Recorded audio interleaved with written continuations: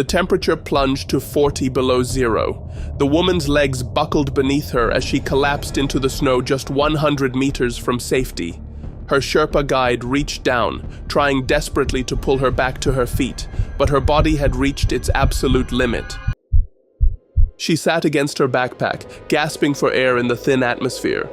Below them, the colorful tents of Camp 4 were clearly visible. Hot tea, sleeping bags, supplemental oxygen, and the possibility of rescue just minutes away. In perfect conditions, it would be a 5-minute walk. But at 28,000 feet above sea level, exhausted and hypothermic, it was an impossible distance. "Water," she whispered. "Water." Those were the last words Hannelore Schmatz would ever speak. The 39-year-old German had just become the 4th woman in history to summit Mount Everest. But now, within sight of safety, she was about to become the first woman to die on it. What happened next would haunt climbers for decades, from a housewife's dream to summit the world's tallest mountain to becoming Everest's most disturbing landmark. I am Fileface, and this is the story of Hannelore Schmatz. On a crisp morning in 1979, Hannelore Schmatz stood in the bustling streets of Munich, Germany, watching her husband Gerhard spread topographic maps across their dining room table. At 39, she was living the life many would consider perfect: a comfortable home, financial security, and a loving marriage to one of Germany's most respected mountaineers. But something was missing. Hannelore had grown up in post-war Germany, where opportunities for women to pursue extreme adventures were virtually non-existent. While her husband conquered peaks around the world, she remained at home, following his expeditions through letters and occasional phone calls. She would trace his routes on maps, imagining herself navigating the same treacherous ridges and icy slopes. "I want to go with you this time," she announced, her finger pointing to a small triangle marked on Gerhard's map: Mount Everest. Gerhard looked up, surprised. His wife had climbed in the Alps, but nothing had prepared her for the death zone. At over 29,000 feet, Everest wasn't just the world's tallest mountain, it was a killer. Only 90 people had ever reached the summit, and several had died trying. But Hannelore's mind was made up. At 39, she felt this might be her last chance to prove herself. The feminist movement was gaining momentum, and only 3 women in history had ever conquered Everest. What she didn't know was that she would instead become the first woman to die on the mountain. The planning for their 1979 expedition consumed their lives. Gerhard, at 50, harbored his own ambitious goal: to become the oldest person ever to summit Everest. Together, they would make history. The German press celebrated the power couple, calling them the ultimate mountaineering team. But Everest doesn't care about your marriage, your age, or your dreams. By September 1979, their expedition was underway. The team was substantial: experienced German climbers, seasoned Sherpa guides, and tons of equipment. They established base camp at 17,600 feet, beginning the slow process of acclimatization that would take weeks. Hannelore threw herself into the preparation with an intensity that impressed even the Sherpas. She carried loads between camps, endured the brutal altitude headaches, and pushed through the nausea and exhaustion that comes with oxygen deprivation. Her determination was insane. "She was very strong," recalls Sundar Sherpa, who would later guide her on summit day. The other members of the expedition were seasoned climbers who understood Everest's dangers intimately. They had studied every weather pattern, every technical challenge, every potential disaster scenario. What they couldn't predict was how success would cloud their judgment. As October approached, the weather patterns began to align. The infamous jet stream winds that normally make Everest's summit impossible were shifting. A brief window was opening, perhaps their only chance before the brutal winter storms arrived. On September 28th, the team began their final push toward the summit. The climb progressed better than anyone had dared to hope. Despite Hannelore's relative inexperience at extreme altitude, she was keeping pace with the group. Her husband Gerhard moved steadily beside her, and their Sherpa guides reported that both climbers were strong and confident. By October 1st, they had reached the Hillary Step, the near-vertical rock face just 200 feet below Everest's summit. This is where many expeditions fail, where exhaustion, altitude sickness, and fear combine to turn back even the strongest climbers. But not Hannelore. At exactly 4:30 p.m. on October 1st, 1979, Hannelore Schmatz stepped onto the summit of Mount Everest. She embraced her husband as they stood together on top of the world. At 50, Gerhard had become the oldest person ever to summit Everest. At 39, Hannelore had become only the fourth woman in history to reach the top. She had done what she set out to do. She had proved herself on the world's most dangerous mountain. But in high-altitude mountaineering, reaching the summit is only half the battle. The other half is surviving the descent, and that's where everything went wrong. As they began moving down from the summit, the team was joined by another climber making his descent, Ray Jeannette, a legendary Alaskan mountaineer. Jeannette was famous for his incredible strength and endurance. He had made the first winter ascent of Denali and was considered one of the toughest climbers in the world. If anyone could handle an emergency on Everest, it should have been Ray Jeannette. But as the afternoon wore on, their pace slowed dramatically. The euphoria of reaching the summit was replaced by the grim reality of exhaustion. Every step required enormous effort in the thin air. Their legs felt like lead, their lungs burned with each breath. Then the sun began to set. At 28,000 feet, as darkness approached, their Sherpa guides made an urgent recommendation. They needed to keep moving. The death zone, everything above 26,000 feet, was no place to spend the night. Without proper shelter, the sub-zero temperatures and hurricane-force winds would kill them. But the climbers were beyond exhaustion.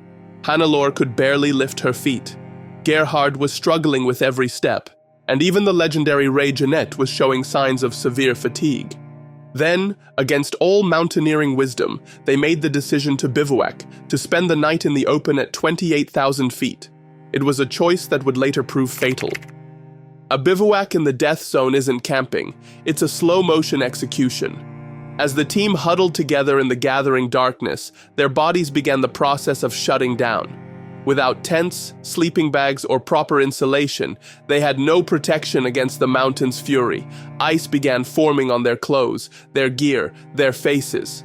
Hannelore pressed close to her husband, trying to share body heat. Ray Jeannette, the strongest among them, wrapped his arms around both of them. The Sherpa guides did what they could, but even they, men who had spent their lives on these mountains, knew they were in desperate trouble. The night passed with excruciating slowness. Every gust of wind felt like a knife cutting through their clothes. Their fingers and toes began to lose feeling as frostbite set in. Worse, the lack of oxygen was causing their brains to swell, a condition called cerebral edema that can cause confusion, hallucinations, and death. As dawn approached on October 2nd, the team faced a horrifying reality. Ray Jeannette, the legendary climber who had survived countless adventures in Alaska, was unconscious. His breathing was shallow and irregular. His skin had turned a deadly blue-gray color. By the time the sun rose over the Himalayas, Ray Jeannette was gone. Hypothermia and altitude sickness had killed one of the strongest mountaineers in the world. Hannelore was devastated. She had just watched a fellow climber freeze to death beside her. But she was still alive, and the mountain offered no time for grief. They had to start moving immediately, or they would join Jeannette in the snow. The descent began as a nightmare. Hannelore was physically and emotionally shattered. The night in the death zone had drained what little reserves she had left. The trauma of watching Ray Jeannette die had broken something inside her, but with Sundar Sherpa's help, she began the slow journey back toward Camp 4. Her legs shook with exhaustion. Her breathing came in ragged gasps. The frostbite in her hands and feet sent waves of pain through her body with each movement. But she was moving. Step by painful step, she was descending toward safety. Camp 4 sat at 26,000 feet, still in the death zone, but with tents, oxygen, and the possibility of rescue. From their position high on the mountain, they could see the bright colors of the camp tents far below. It looked so close. In perfect conditions, it would be a short walk, but these weren't perfect conditions. As they descended, Hannelore began to falter. Her steps became unsteady. She would stop frequently, gasping for air, unable to continue. Sundar urged her on, knowing that every minute they spent at this altitude increased the danger. "We must keep moving," he pleaded. "Camp is very close now." But Hannelore was beyond hearing. The combination of exhaustion, dehydration, and oxygen deprivation was overwhelming her system. Her brain, starved of oxygen for too long, was beginning to shut down. At 8,300 meters, just 100 meters above Camp 4, Hannelore Schmatz collapsed. She sat down against her backpack, her legs giving out beneath her. She was so close to safety that she could see other climbers moving around the tents below. In normal conditions, she was 5 minutes from hot tea, warm sleeping bags, and supplemental oxygen. But in her condition, it was an impossible distance. "Water," she whispered to Sundar. "Water." Those were her last words. Sundar tried desperately to help her up, but Hannelore couldn't move. Her body had reached its absolute limit. The night in the death zone, combined with the psychological trauma of watching Ray Jeanette die, had pushed her beyond the point of no return. As the afternoon wore on, Hannelore's breathing became more labored. Her eyes began to lose focus. Her core body temperature was dropping as hypothermia set in. By evening on October 2nd, Hannelore Schmatz was dead. She was 39 years old. She had achieved her dream of becoming the 4th woman to summit Mount Everest. But she had paid for that achievement with her life, dying within sight of safety. Her body remained exactly where she had collapsed, seated against her backpack, facing down the mountain toward Camp 4. The extreme cold and thin air preserved her perfectly, mummifying her in place. For the next 2 decades, every climber attempting Everest via the South Col route would pass Hannelore's frozen form. She became one of the mountain's most disturbing landmarks, known simply as the German woman. What made her particularly haunting was how lifelike she appeared. Her eyes remained open, staring into the distance.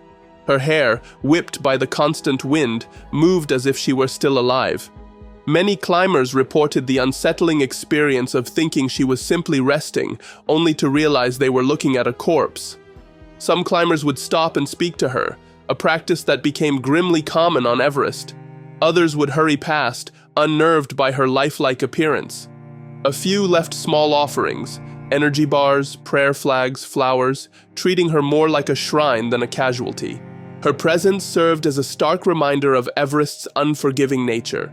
Here was proof that success meant nothing without survival, that the summit was only halfway, that the mountain collected its due, regardless of your dreams or determination. The psychological impact of passing Hannelore's body became a significant factor in expedition planning. Some guides would warn their clients in advance, others would try to distract them as they passed. A few expedition leaders considered her presence so disturbing that they altered their routes to avoid her entirely. But Hannelore wasn't just a warning. She had become part of Everest itself, a permanent resident of the death zone, watching over every climber who attempted the summit. Then, sometime in the 1990s, she disappeared. High winds, shifting ice, or an avalanche had finally claimed her body, moving her from her seated position to some unknown location on the mountain. Some climbers reported relief that the disturbing landmark was gone. Others felt a strange sense of loss, as if they had lost a familiar companion on their journey to the summit. Today, more than 4 decades after Hannelore Schmatz's death, her story continues to echo through the mountaineering world, not because of what she achieved, but because of what she lost. If you enjoyed watching this video, please hit the like button and subscribe to my channel. It only takes 5 seconds, and it would help me a lot on my journey.